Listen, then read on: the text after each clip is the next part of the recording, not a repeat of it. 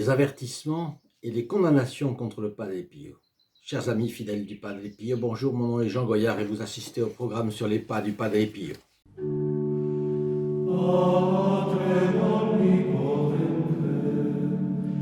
Factorem caeli et terrae. Nous allons continuer un petit peu aujourd'hui cette jolie biographie, d'ailleurs que je recommande, c'est celle de Yves Chiron, aux éditions Perrin, Padre Pio le stigmatisé. Fort intéressant, c'est lui qui nous transmet ces histoires que je vous raconte maintenant. Donc nous sommes restés la dernière fois au point où le Saint-Office, justement, voulait mettre un frein au courant de dévotion qui entourait le Padre Pio. Et au fond, c'était une instruction, je vous l'avais dit, qui circulait seulement à l'intérieur de l'ordre capucin. Et il s'agissait d'observer la plus grande prudence à l'égard des phénomènes soi-disant surnaturels qui touchaient la personne du Padre Pio. Bon. Et résultat de tout cela, c'est que on demande au Padre Pio de ne plus célébrer la messe à heure fixe, ni tard dans la matinée, mais indifféremment à n'importe quelle heure, de préférence tôt le matin et en privé. Et on demande au Padre Pio de ne plus donner la bénédiction au public, au peuple.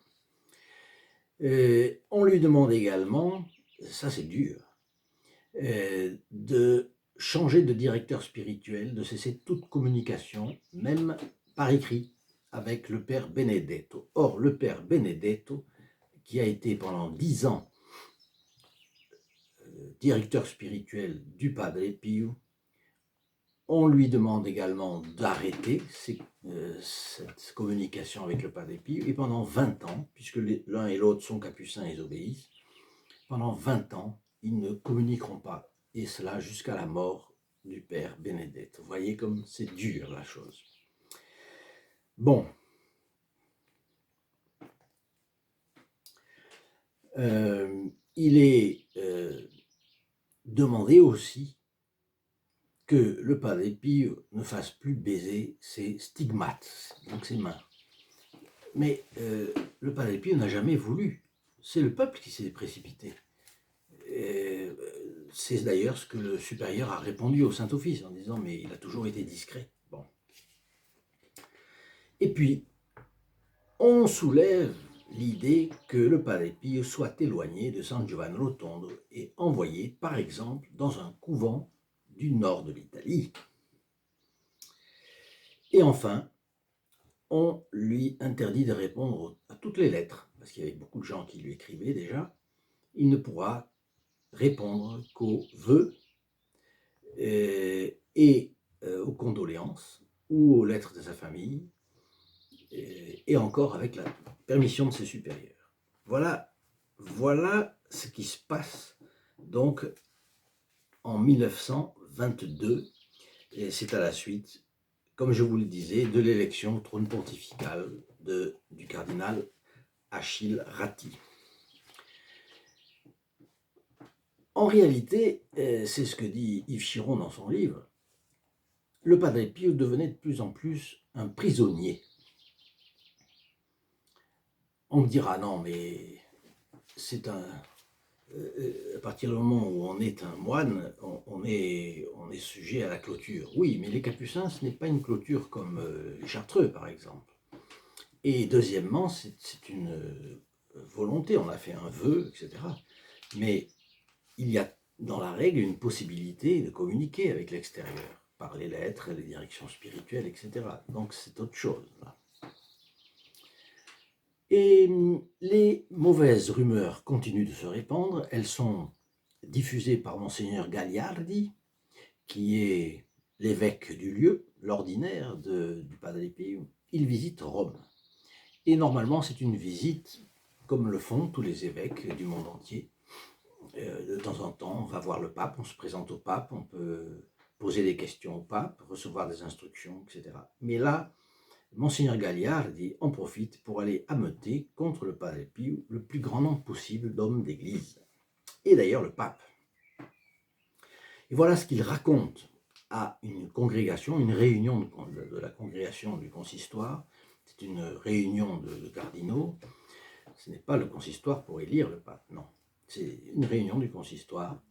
Et il dit la chose suivante: j'ai vu moi-même Padre Pio se poudrer et se parfumer. J'ai découvert lors d'une visite au couvent une bouteille d'acide nitrique avec laquelle il a provoqué ses stigmates et une bouteille d'eau de Cologne pour les parfumer.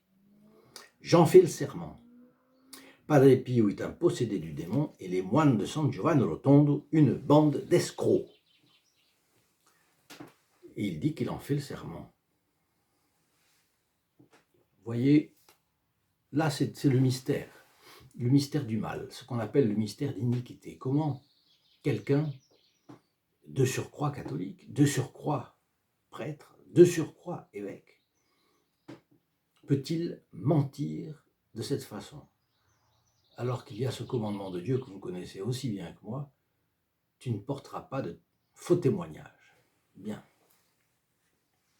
Et le 2 juillet 1922, Monseigneur Gagliardi est reçu par Pie XI, et on sait qu'il a évoqué son diocèse et le Padre Pio.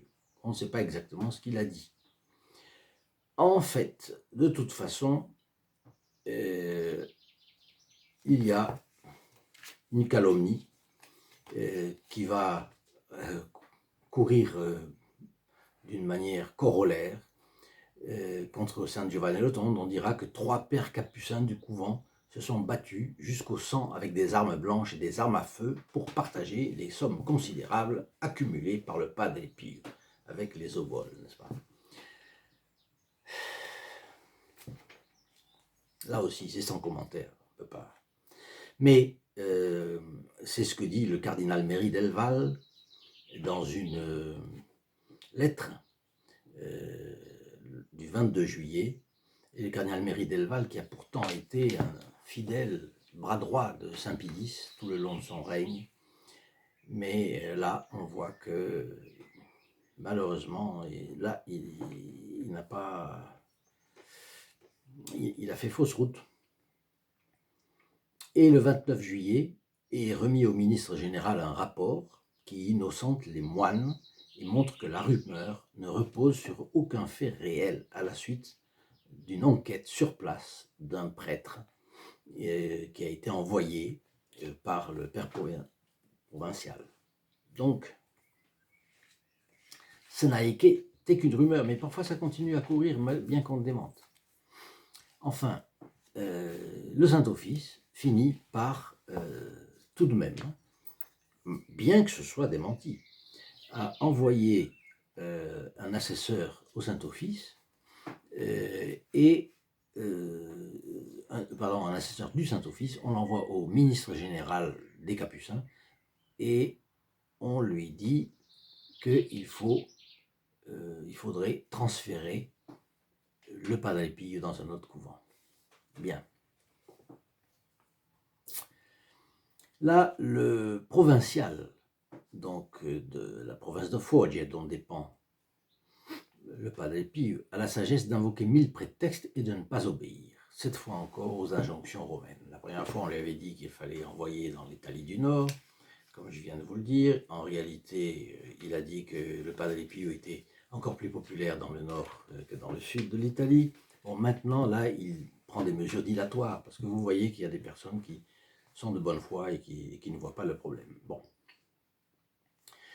Et puis, on arrive finalement à la condamnation, bientôt, en 1923. Donc c'est un an après la mise en garde, la recommandation du Saint-Office d'envoyer ailleurs le Padre Pio.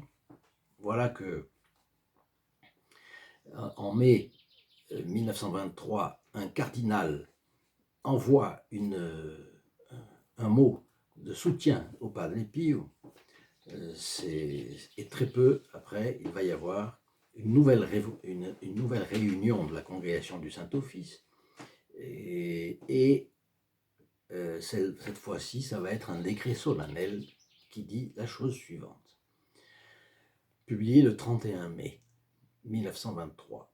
la suprême congrégation du Saint-Office, chargée de la défense de l'intégrité de la foi et des mœurs, après avoir mené une enquête sur les faits attribués au Padre Pio de Pietrelcina, de l'ordre des frères mineurs capucins habitant au couvent de San Giovanni Rotondo dans le diocèse de Foggia, déclare, après la dite enquête, que la surnaturalité de ces faits n'a pas été constatée et exhorte les fidèles à conformer leurs actes à la présente déclaration.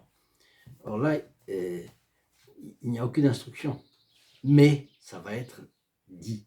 Vous voyez, c'est une manière de jeter le soupçon, sans fait concret.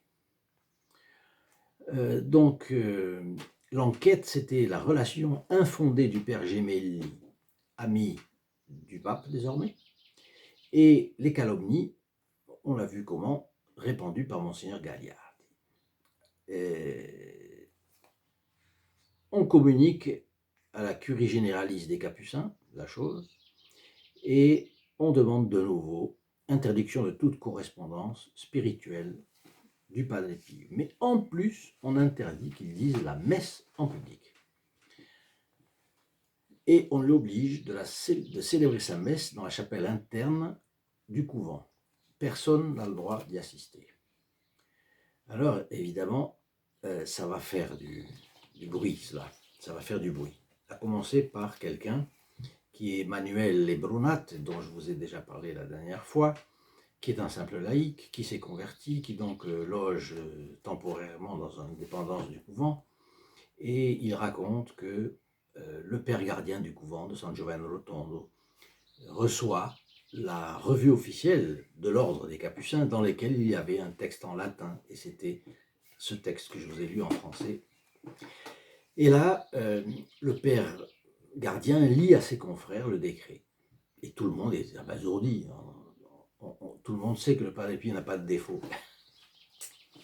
Un jour, on l'a dit. Alors, le Padre Pio rentre bientôt dans la salle. Et avant qu'il ne rentre, le père gardien se méfie, il a mis le journal plié dans un coin. Mais le Padre Pio a le discernement des esprits et beaucoup d'autres dons encore.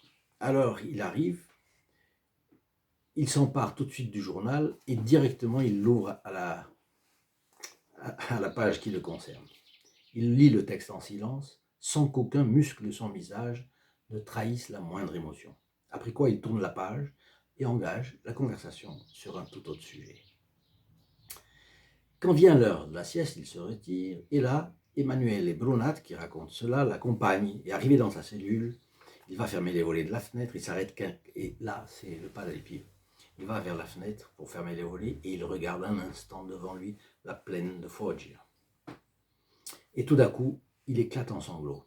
Et là, Brunat, son fils spirituel, récemment converti, se jette à ses genoux et lui dit « Mon père, vous savez combien nous vous aimons, notre amour doit vous réconforter ». Et la réponse est un peu brutale du Padre Pio, un peu bourru, mais on comprend très bien. « Mais tu ne comprends pas, mon fils, que je ne pleure pas sur moi. J'aurai moins de travail et plus de mérite. Je pleure sur toutes ces âmes qui sont privées de mon témoignage par ceux-là même qui devraient le défendre. » Voilà la tristesse du Padre Pio, parce que lui, il n'a qu'un intérêt dans sa vie. Il n'a qu'un intérêt, c'est vraiment de se donner pour les âmes. Il a des dons, il a remarqué, bien entendu, mais ce qu'il veut, c'est se donner aux âmes. Et il se trouve que là, on lui empêche. Mais quand tout ça c'est connu, Emmanuel Brunat le raconte, autour, il y a des fidèles, il y a des fils spirituels du Padre Pio, donc évidemment, il le raconte aux autres, etc. Et là, ça se répand comme une traînée de poudre dans San Giovanni Rotondo, et là, un tumulte total. La population se déplace, et 5000 personnes se trouvent bientôt rassemblées avec le maire, parce qu'entre-temps, le maire a été le fils spirituel du Padre Pio, Morcaldi, qui a été élu. Alors là, tout ce monde-là, avec une fanfare en plus, pour se faire remarquer. Et Morcaldi, le maire de San Giovanni Rotondo, envoie un télégramme à la curie générale à Rome où il réclame la levée immédiate des sanctions et il veut rencontrer une commission. Alors voyez à quel point la chose se complique et la foule réclame la messe, mais la messe à laquelle ils assistent, et avec le Padre Pio. C'est leur moine, comprenez? Bien. Je fais une parenthèse. Ceux qui ne sont pas encore abonnés à la chaîne, je vous propose de vous abonner en cliquant en bas dans la description de cette vidéo sur la clochette. D'abord sur le bouton abonner, aussitôt après à la clochette, et là vous rentrez directement dans la messe célébrée le vendredi qui suit votre clic. Vous rentrez dans les intentions du prêtre qui célèbre la messe pour nous, et en plus, eh bien, vous ne perdrez aucun de ces fiolettes et de ces aventures, parce que là, on voit, ça devient une aventure, ce qui se passe avec le Padre Pio. Donc, là, il faut calmer la foule. Donc, le gardien, le père gardien, le supérieur du monastère est obligé de se présenter évidemment à la fenêtre et à dire que non, le Padre Pio n'est pas retiré de San Giovanni Rotondo, il est ici. Non, non, non, non, pas du tout. Les gens commencent à faire un tumulte plus grand. Bon, à la fin, il faut que le Padre Pio se montre. Et là, soulagement, ils ont retrouvé leur moine. Bon, mais ils n'ont pas encore la messe. Alors il doit descendre à l'église et il doit donner la bénédiction tellement, parce que vous savez, c'était au Moyen-Âge en France, c'était comme ça. Même plus tard, quand on visite le Massif central, quand on visite l'Auvergne, on a plein d'histoires entre des villages. Une statue de la Sainte Vierge qui a été prise par un village, découverte. Non, l'autre village, c'était à moi, c'était sur le terrain, etc. Et se disputaient les images. En matière religieuse, le feu était vite mis aux poudres. Et là, on voit que dans l'Italie du début du XXe siècle, donc il y a 100 ans, eh bien, la chose était un peu comme ça. Le père Ignacio, donc le supérieur, comprend qu'il est tout à fait imprudent d'attiser le mécontentement de la foule. Il envoie un télégramme au provincial et il lui dit c'est impossible de maintenir la mesure demandée. Donc il va falloir recommencer à autoriser le Padre Pio à célébrer dans l'église. Et effectivement, c'est ce qui se passe dès le lendemain. Et là, comme les mesures ne sont pas encore levées, alors Morcal, dit le maire, va à Rome avec quelques représentants des associations, des mouvements, des commerçants de San Giovanni Rotondo, et ils se font recevoir, attention, par 3 cardinaux, le cardinal Gaspari, secrétaire d'État, donc le premier ministre du pape, le cardinal Legue de la Sacrée Congrégation des Sacrements, le cardinal Sbarretti du Saint-Office, et ensuite également il se fait recevoir au ministère de l'Intérieur du Vatican, si on peut dire comme ça, et le ministère de la Justice du Vatican aussi. Bon, je pense que le ministère de la Justice, c'est le tribunal de la signature apostolique. Bien. Et là, il dénonce les agissements de leur évêque, Monseigneur Gagliardi de l'évêché, et ensuite certains chanoines. Et ils racontent, ils vident leur sac. Mais évidemment, ça complique, ça fait du bruit. Et ce n'est pas comme ça que le Vatican ne prend pas une mesure sous pression. Hein. Bon. Alors, le ministre général des Capucins est convoqué au Saint-Office. On lui ordonne de transférer le Padre Pio dans un autre couvent. Et pour être sûr que ce soit exécuté, on lui nomme le couvent. C'est un couvent à Ancône, le couvent capucin qui est là, et c'est à 300 km de San Giovanni Rotondo. Bon. Alors, on compte aussi que Padre Pio va collaborer pour calmer les esprits, etc. Et on donne l'ordre du transfert le 30 juillet, et le 8 août, ça arrive à San Giovanni. Et là, le bruit s'en répand tout de suite. Et là, c'est une agitation extrême. Le Padre Pio, lui, euh, écrit tout de suite au supérieur provincial et il dit, en fils dévot de la sainte obéissance, et pour ce qui dépend de moi, j'obéirai sans ouvrir la bouche. Mais il craint que la population ne tente de s'opposer à son départ.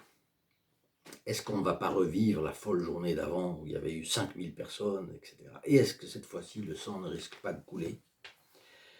Et le 12 août, il écrit une longue lettre à son ami, donc le maire, maintenant, le maire démocrate chrétien de San Giovanni Rotondo, Francesco Morcaldi, et c'est un fils spirituel, donc il s'adresse aussi bien au fils spirituel qu'au maire, et il lui dit, il faut calmer le jeu.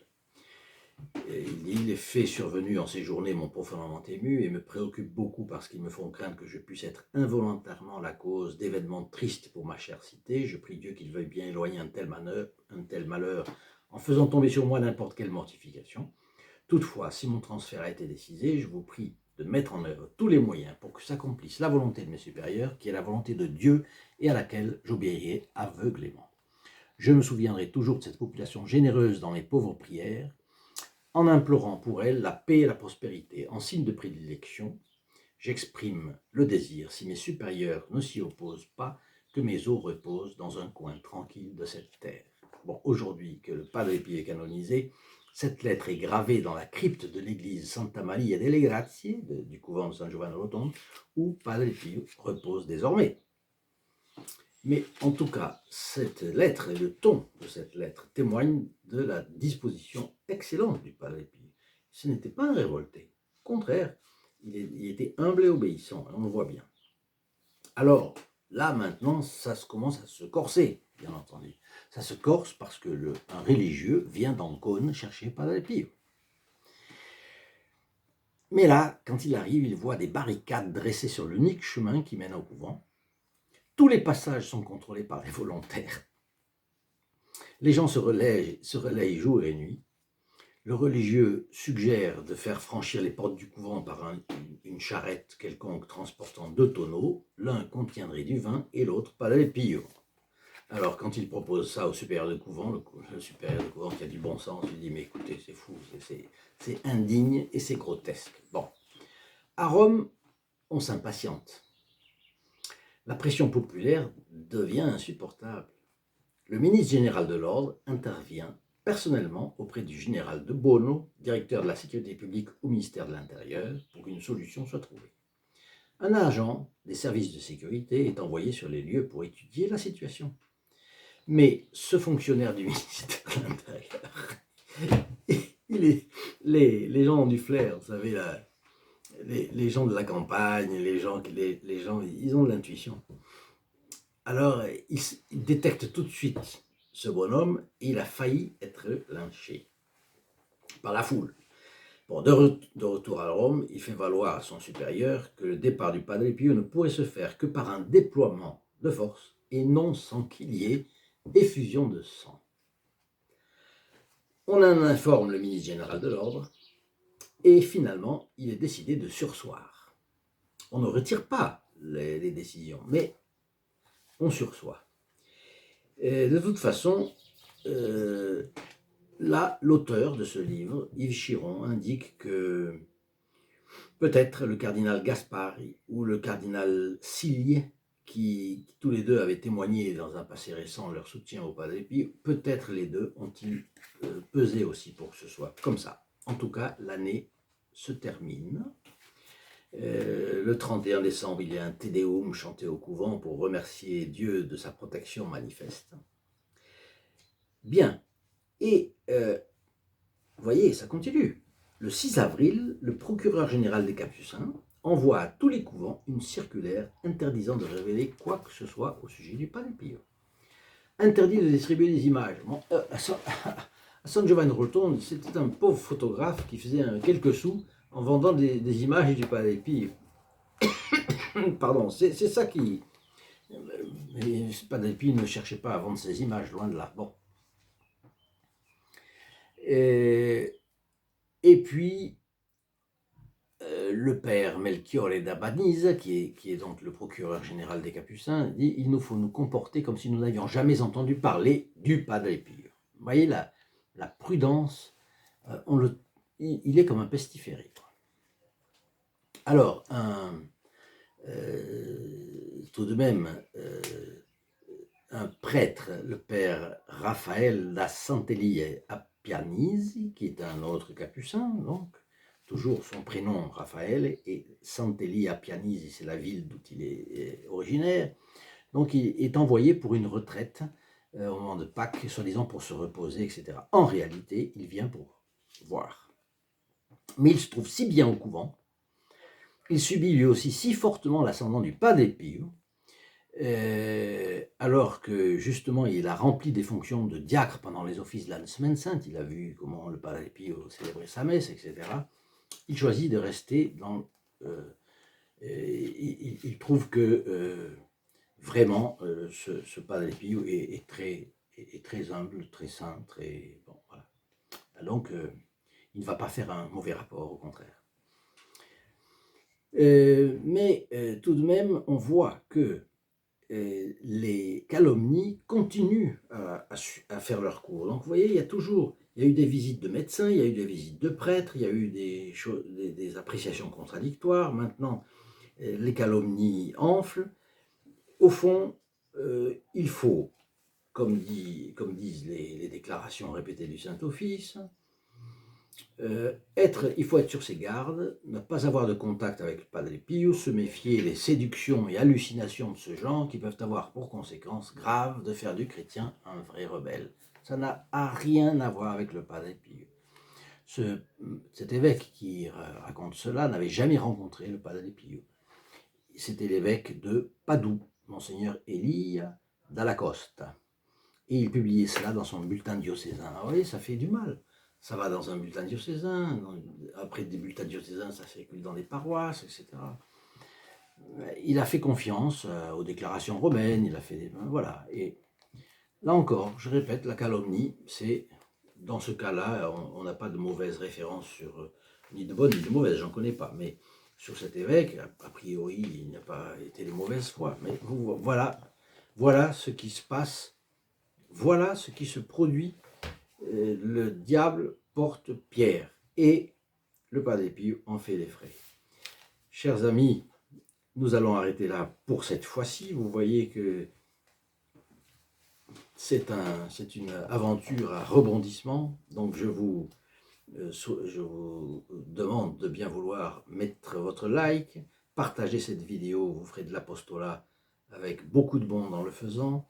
Vous allez non seulement être mis dans les intentions de la messe célébrée pour nous chaque fois que vous partagez une vidéo, mais les personnes auxquelles vous les partagez également sont inclus dans cette messe, dans les intentions de cette messe, ce qui fait que vous faites un cadeau à quelqu'un, et c'est un cadeau en grâce, et un cadeau en grâce, cela vous sera compté dans le ciel. Vous allez voir, le jour, vous bénirez ce jour-là, le jour où vous passerez devant Dieu, parce que il se trouve que la messe a une valeur infinie, vous le savez, et c'est un cadeau fantastique. L'homme ne vit pas que de pain, mais de toute parole qui sort de la bouche de Dieu.